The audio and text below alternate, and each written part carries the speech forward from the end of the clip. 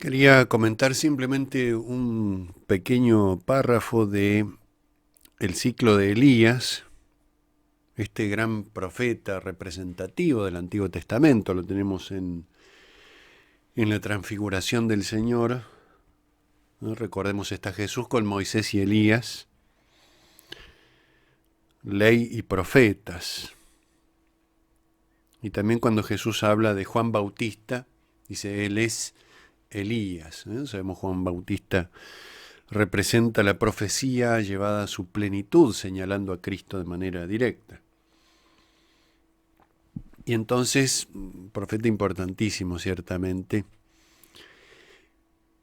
que vive en una época de máxima decadencia religiosa en Israel, una época de gran idolatría,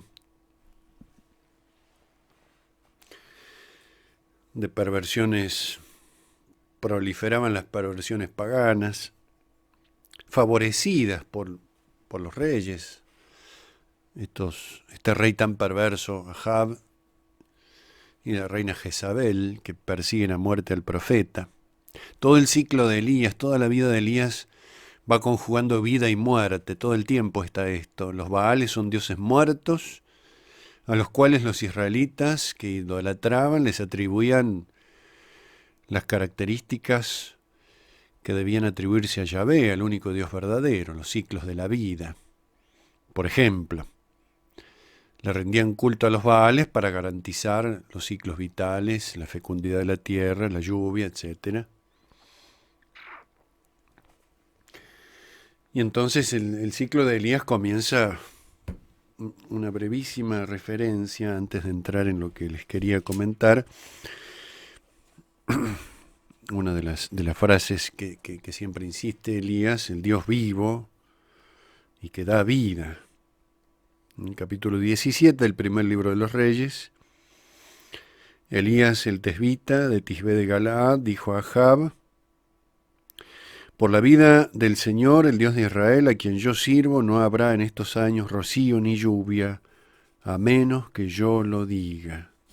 Aparece de pronto Elías, irrumpe de pronto en la vida del pueblo de Dios, este pueblo de Dios tan apartado de la alianza. Y entonces aparece muchas veces y de muchas maneras, hasta el punto de que Elías mismo es perseguido a muerte por Ahab y Jezabel, fundamentalmente por Jezabel. Dice en el capítulo 19,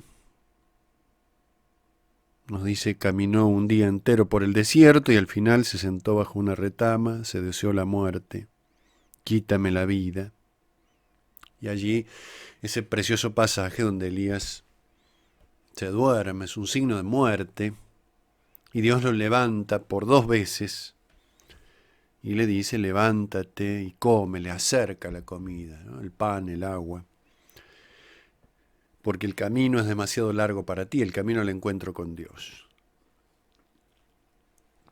Es un camino demasiado largo, no es posible recorrerlo.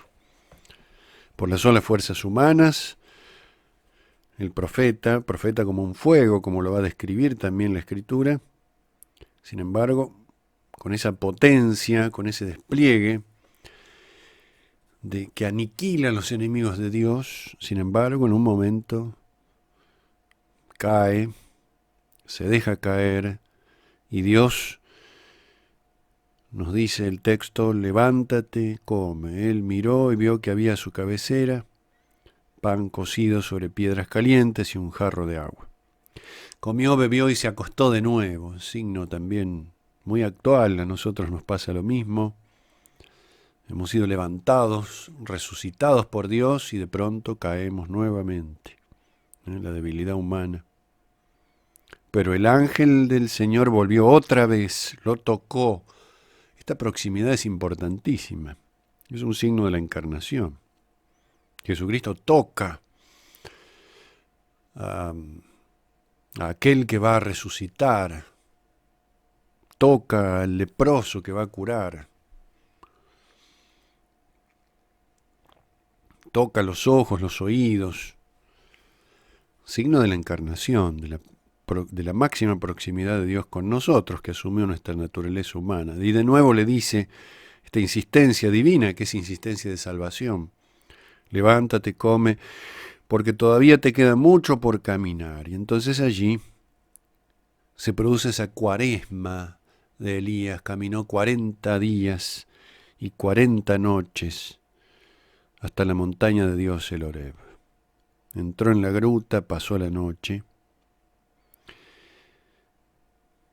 y entonces le fue dirigida la palabra de Dios. Dios le pregunta: ¿qué haces aquí, Elías? Y entonces Elías va a dar una respuesta muy interesante que va a repetir después.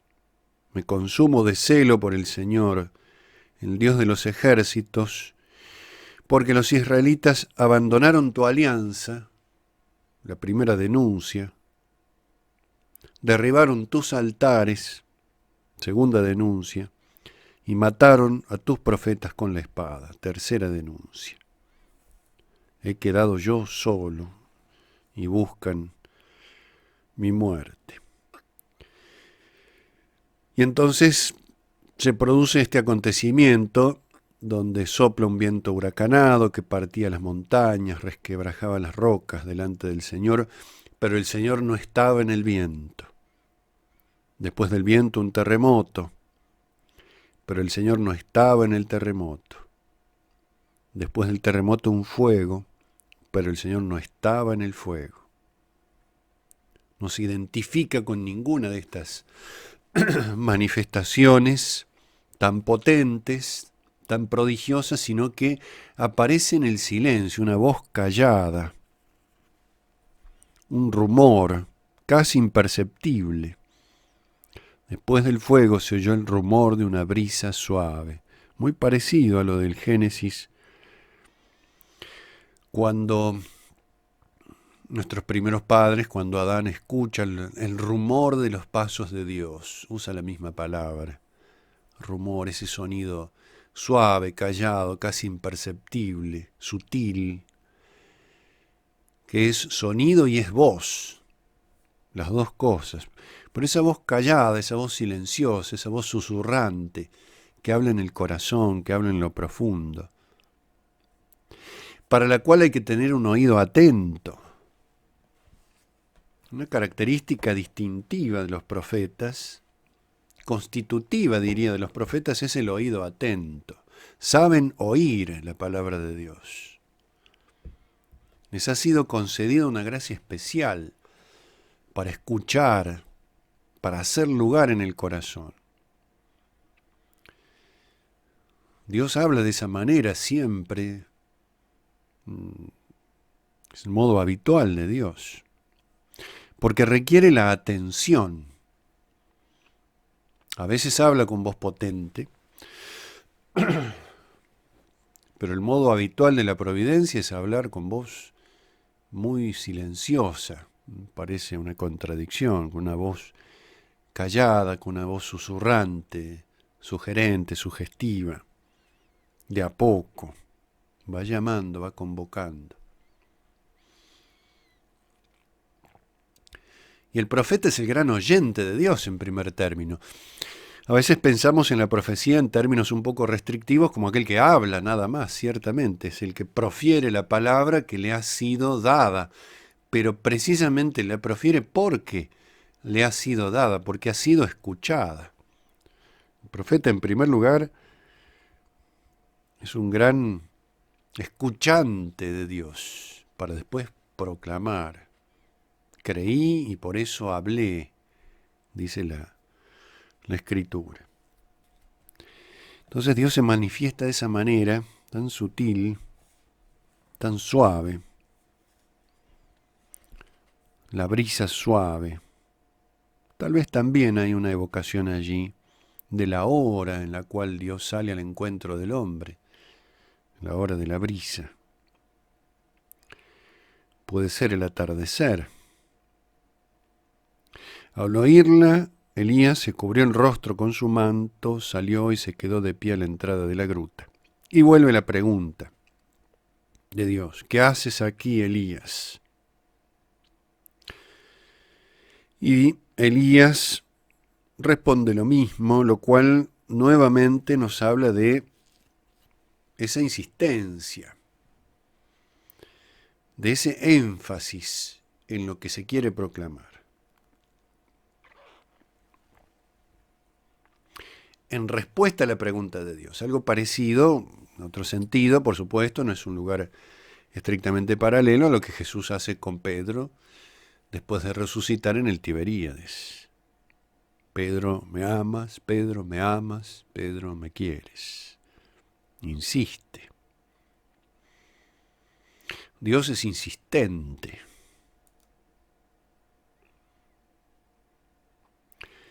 Y Elías responde lo mismo: me consumo de celo por el Señor, el Dios de los ejércitos, porque los israelitas abandonaron la alianza en primer lugar, derribaron tus altares, mataron a tus profetas, he quedado yo solo y tratan de quitarme la vida. Estas tres denuncias que hace Elías, y aquí quería apuntar un poquito a esta pequeña reflexión, estas tres denuncias son muy actuales.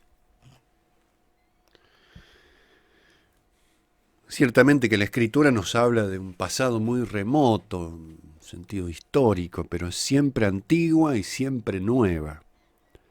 Habla de nosotros también, de nuestro tiempo. Vivimos en un tiempo profundamente idolátrico. Se ha sustituido a Dios por el ídolo, los dioses vanos, los dioses de vanidad, los dioses muertos que engendran muerte, dioses vacíos, dioses que son fruto de la obra humana, modernos ídolos. A veces pensamos que los ídolos son solo los antiguos, en el sentido de las representaciones de madera y de piedra. Pero el ídolo es el dinero, el poder, el reconocimiento, la fama, el placer, uno mismo.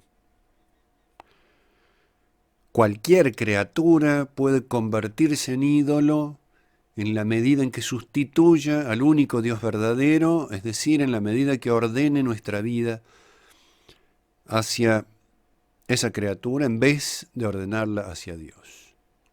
Aquello que amamos por encima de todas las cosas es nuestro Dios, el mundo que se presenta en sus diversos rasgos como el objetivo de nuestra vida, para sustituir a Dios, no porque la criatura en sí misma de suyo sea mala, sino que podemos hacerla ocupar un lugar que no le corresponde.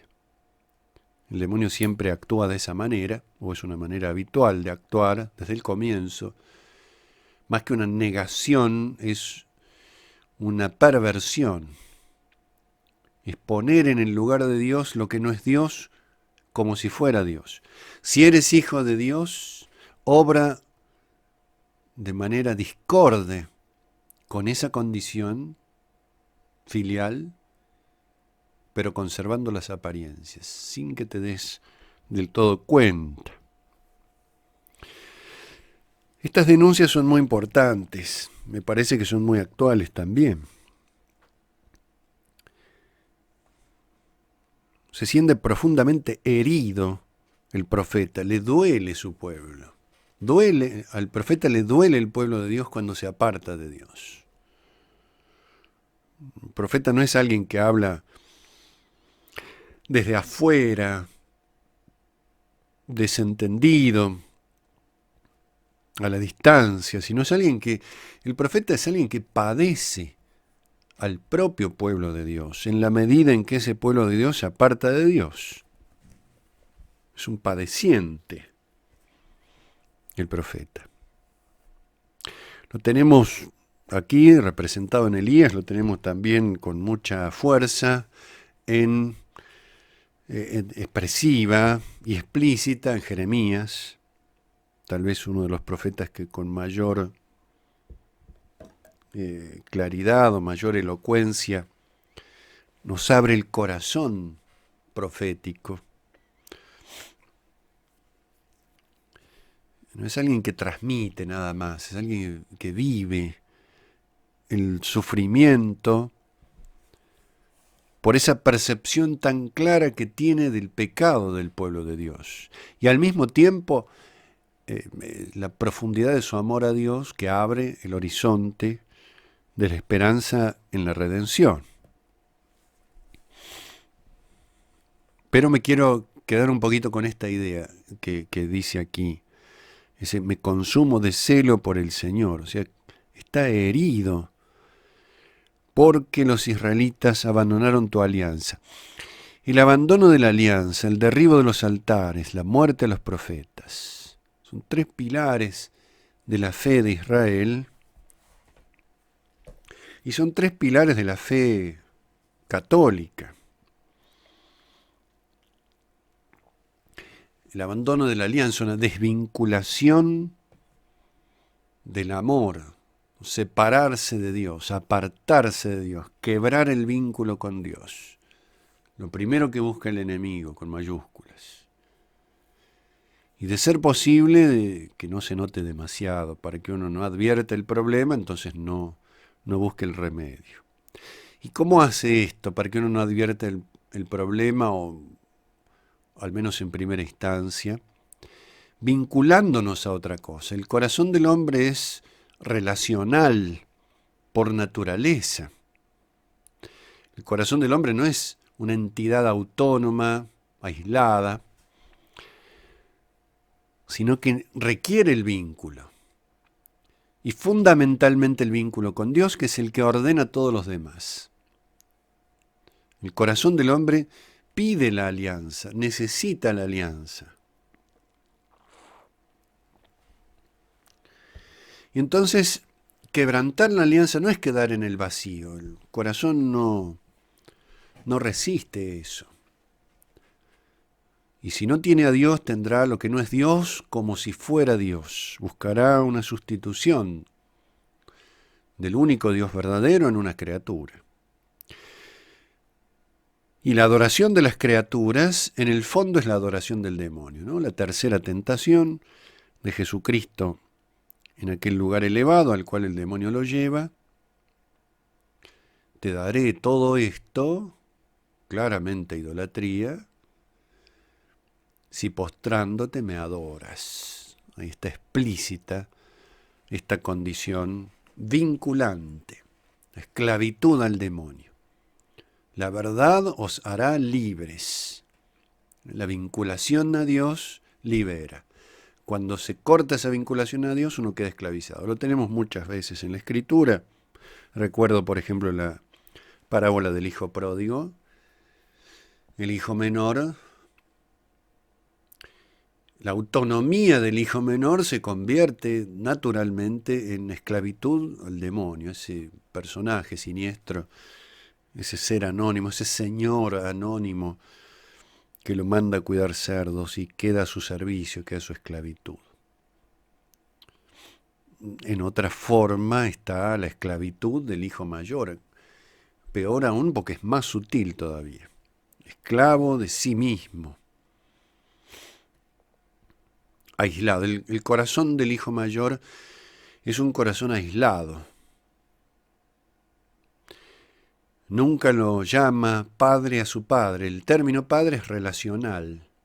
Ni nunca llama hermano a su hermano, otro término relacional, los dos términos más importantes.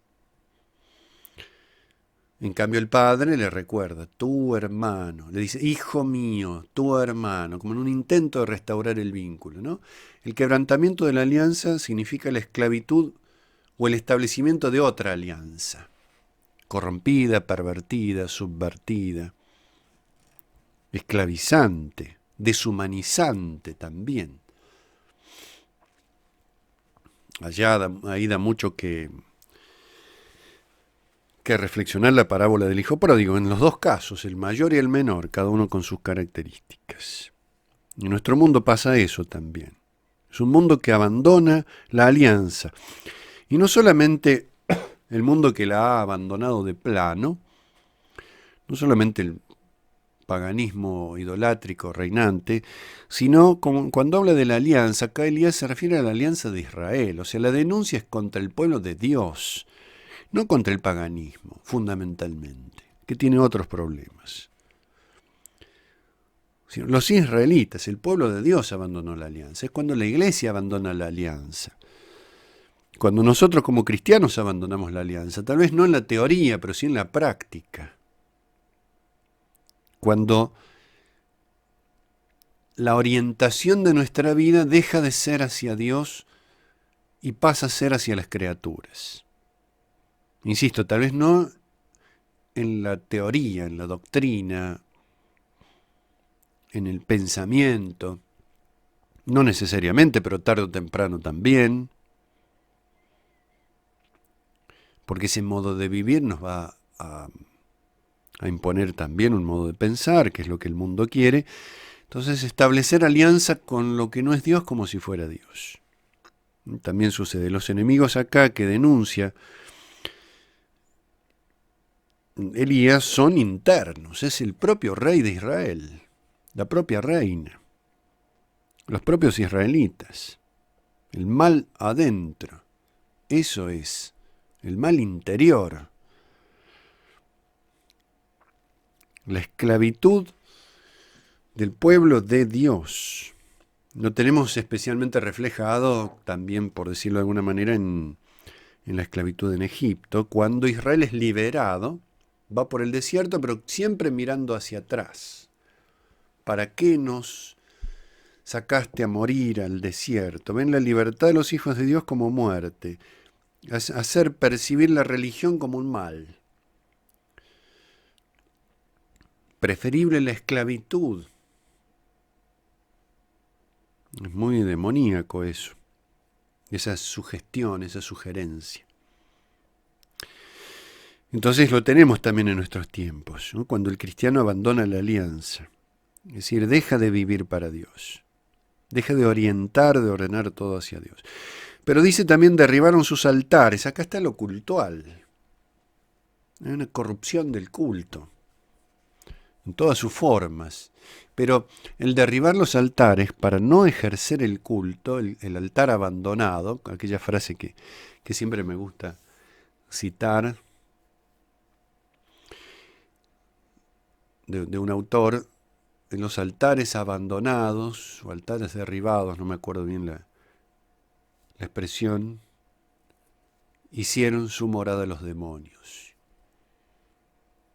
En los altares olvidados hicieron su morada los demonios. En la perversión del culto. No es solo abandonar el culto también es algo que el corazón reclama, como la alianza. No son aspectos separables, aunque se pueden analizar separadamente, pero están siempre vinculados. El abandono de la alianza, el abandono del culto. Si se da uno, se da el otro. Cambiado el culto, cambia la alianza, porque ¿a qué se le rinde culto? Aquello a lo cual se adora. Y cambiada la alianza, cambia el culto. Entonces no es que dejemos de rendir el culto a Dios, es que empezamos a rendir culto a lo que no es Dios. Hoy en día también lo vemos y lo queremos ver. Se abandona el culto verdadero, se diluye el sentido del culto verdadero, no solamente porque no se practique, también esto existe, por supuesto. Soy cristiano católico no practicante, significa tengo mi propia religión en el fondo. Rindo culto a lo que a mí me parece y no al único Dios verdadero, tal como el único Dios verdadero quiere. Entonces sucede, no solo por el abandono, insisto, que no se rinda, no se puede no rendir culto, siempre se va a rendir culto a algo, como siempre se va a tener alianza con alguien. Entonces, derribar los altares esconde la construcción de otros altares, o el uso de esos altares para rendir culto a los demonios que allí habitan.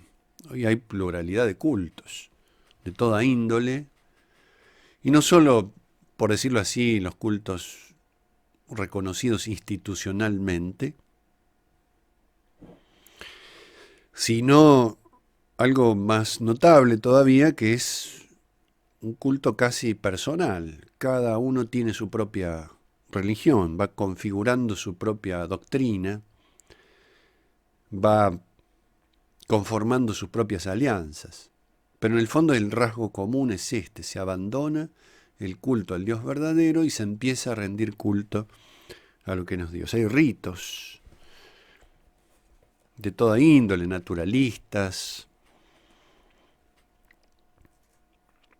prácticas que se llaman pseudo religiosas, que intentan sustituir esto. En muchos ámbitos y en muchas formas. Entonces derribaron los altares. O sea, pervertir el culto es muchísimo más grave de lo que parece. No es una cuestión ritual, no es una cuestión de fórmulas exclusivamente,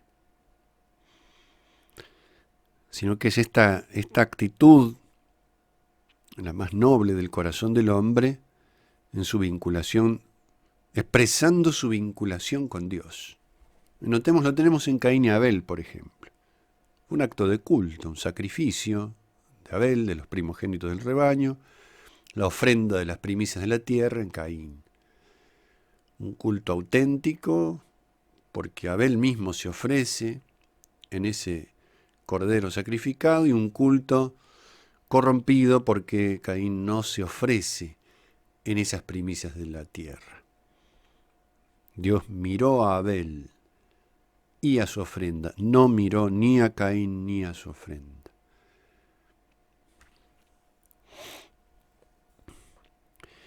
Abandonaron la alianza, derribaron tus altares, ¿y qué más? Y lógicamente persiguieron a tus profetas a muerte. La persecución a los cristianos, la persecución a todo aquello que de una u otra manera exprese en el mundo en el cual vivimos al único Dios verdadero, al único culto, a la única alianza. Más aún, desde el Nuevo Testamento a la nueva alianza, desde el Nuevo Testamento al único sacrificio, que es el de Cristo, desde el Nuevo Testamento a los apóstoles, al cristiano como presencia profética en el mundo, en el sentido de que da testimonio de la palabra de Dios que ha recibido, da testimonio de la fe. Acá tenemos los mártires, por supuesto, porque hay una muerte real, un sacrificio, un derramamiento de sangre real en los dos sentidos: real de que es sangre física y real es que es sangre de reyes. O tal vez sin el derramamiento de sangre, la persecución más solapada, menos visible, más sutil, el destrato, la indiferencia, la agresividad, el menosprecio, la burla. Molestan los profetas. Entonces, es un diagnóstico, es para pensarlo un poco más y abrir los ojos y verlo. Nuestro mundo es así. Y eso al profeta le causa ese dolor, ese sufrimiento, ese desánimo, esa falta de fuerzas. Y Dios, en esa voz silenciosa y callada, lo fortalece y renueva la misión. Por eso al final de este pasaje, después, a partir del versículo 19, va a encontrar a Eliseo, Elías va a encontrar a Eliseo. Dios le dice que unja a Jehú como rey de Israel. Habla de Eliseo como profeta en lugar del propio Elías, su sucesor, gran figura también. Y al final del pasaje, este que estamos comentando, antes del encuentro con Eliseo, todo esto tiene lugar en el Horeb, en la montaña santa de Dios. Dice, pero yo preservaré en Israel un resto de 7.000 hombres, todas las rodillas que no se doblaron ante Baal y todas las bocas que no lo besaron. El resto de Israel, anunciado también aquí. El pequeño Israel, el pequeño pueblo de Dios, que conserva la fidelidad en un mundo sombrío, en un mundo oscuro, que conserva esa pequeña luz de la fe que conduce a la luz definitiva en la patria celestial. Muy bien, eran esas apreciaciones nada más que quería hacer. Un hermoso pasaje, toda la vida de Elías es muy interesante a partir del capítulo 17 del primer libro de los Reyes, para leerlo con detenimiento. Y hemos leído un poco del capítulo 19, donde aparece este encuentro con Dios, y estas denuncias tan antiguas y tan actuales. Y esta exhortación también, porque tiene un carácter exhortativo, aunque no sea explícito, de escuchar esa voz callada de Dios en el corazón, en medio de un mundo que se manifiesta tantas veces en la espectacularidad, en la resonancia, en el éxito, en la eficacia, en la prosperidad, en lo que se ve.